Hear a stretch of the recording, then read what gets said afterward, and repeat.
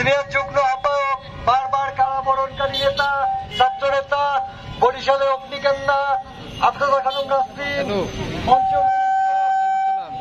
মহানগর বিএনপির যুগ্ম আহ্বায়ক হালিম মির্জা, মুসা ফাজল, জহিরুল ইসলাম লিটু সহ সিরাজুল হক মির্জা সহ সবাইকে অনেক অনেক শুভেচ্ছা অভিনন্দন।